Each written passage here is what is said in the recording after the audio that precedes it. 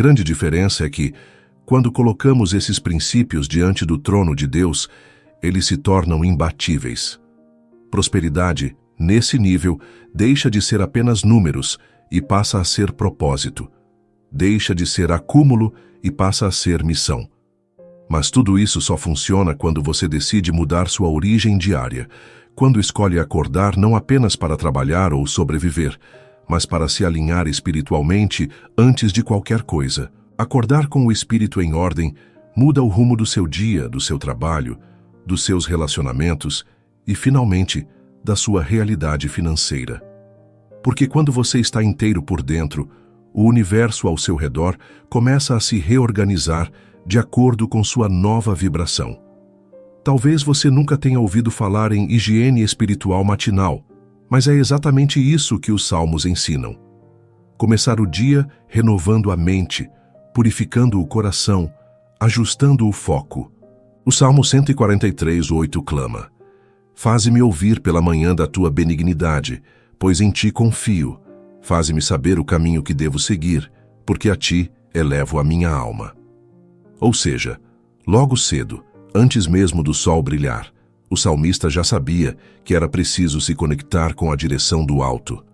Isso não é um ritual religioso, é uma estratégia prática para quem deseja ser guiado por sabedoria e não por impulso.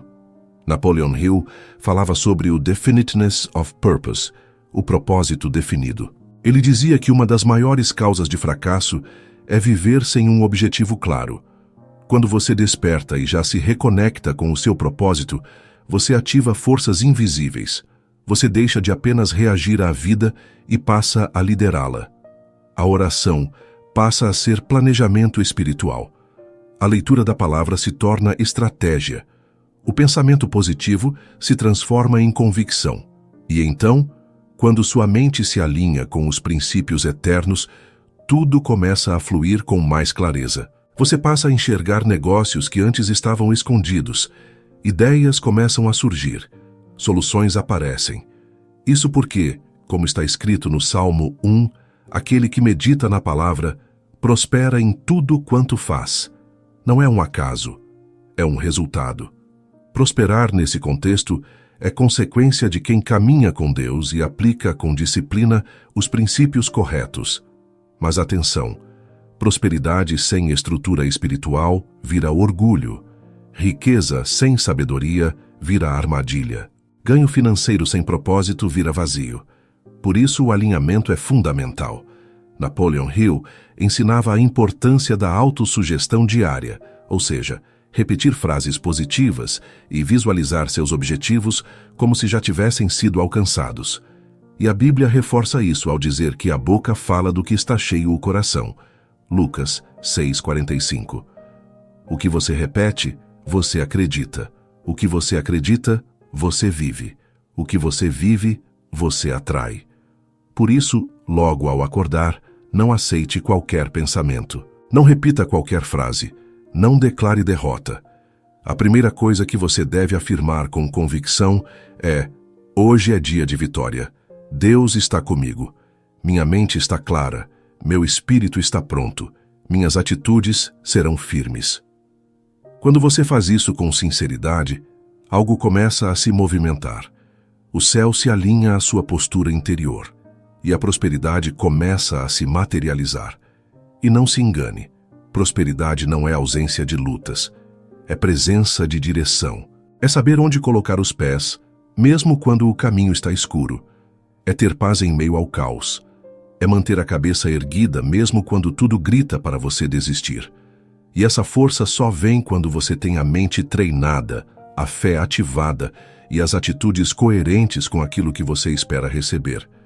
Você pode começar pequeno, pode estar recomeçando, pode ainda estar carregando traumas do passado, dívidas do presente ou medo do futuro.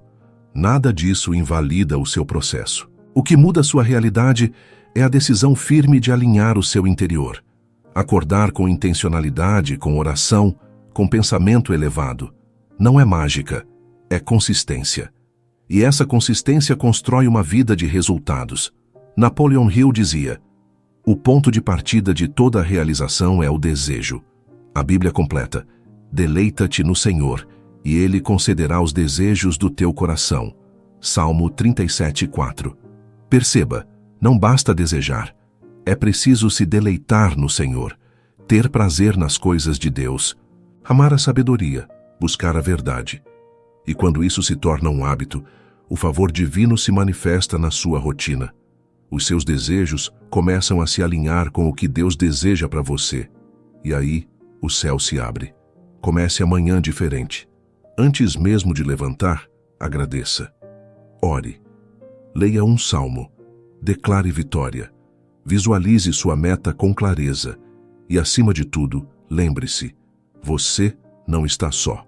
O Criador do Universo quer conduzir os seus passos rumo a uma vida abundante, mas Ele começa fazendo isso dentro de você. Porque a primeira vitória do dia nunca está fora.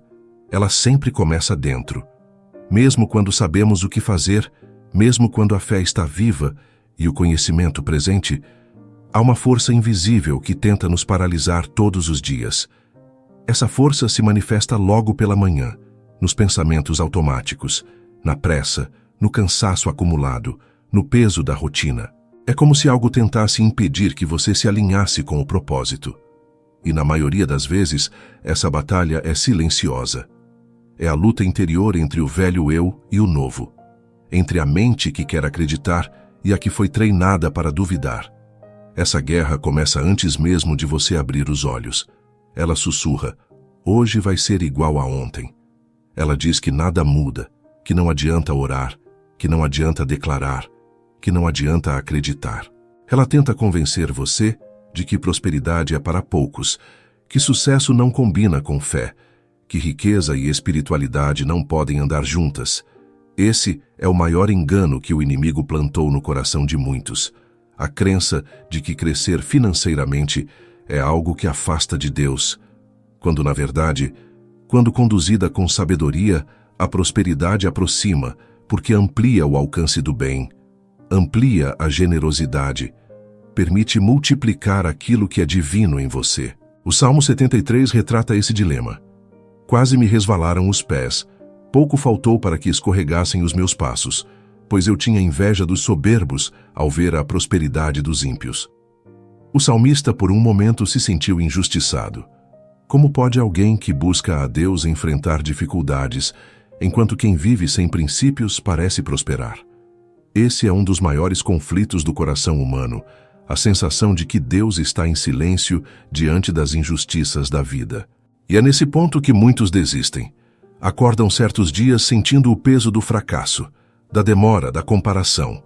Olham ao redor e pensam, será que vale mesmo a pena lutar por uma vida próspera e com propósito?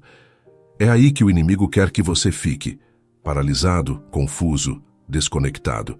Porque uma pessoa sem clareza não avança, uma mente dividida não produz, uma fé oscilante não sustenta milagres. Napoleon Hill chamava esse estado de espírito de consciência do fracasso. É quando a mente passa a esperar o pior. Quando você já acorda se preparando para problemas, escassez, derrota. Quando seu corpo está em pé, mas sua esperança está no chão. E aos poucos, esse estado vai se tornando padrão. Você começa a aceitar viver abaixo do que foi prometido. Passa a se acostumar com a estagnação. E aí, dia após dia, a pessoa vai morrendo por dentro. Mas há algo mais perigoso ainda: a passividade espiritual. Aquela ideia de que, se Deus quiser, Ele vai fazer, enquanto a pessoa não se levanta para viver com fé ativa, nem disciplina mental. Isso anula o poder da aliança, porque prosperar exige parceria, sua com Deus, sua com você mesmo. O Salmo 128 diz que, do trabalho de tuas mãos comerás, feliz serás e tudo te irá bem. Note, não é do acaso, não é da sorte, não é do favor dos outros.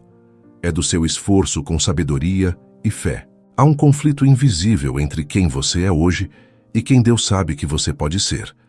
E esse conflito se resolve nas primeiras decisões do dia, quando você acorda e escolhe alimentar a mente com promessas em vez de preocupações. Quando você decide confiar no invisível em vez de se limitar ao que seus olhos veem. Quando você age com excelência mesmo sem aplausos, mesmo sem retorno imediato. porque você entendeu que a prosperidade verdadeira é como uma árvore. Ela precisa de tempo, profundidade e raízes firmes na palavra. Napoleon Hill falava da importância de persistir diante da adversidade. Ele dizia que cada dificuldade carrega em si a semente de um benefício equivalente. Isso é extremamente bíblico.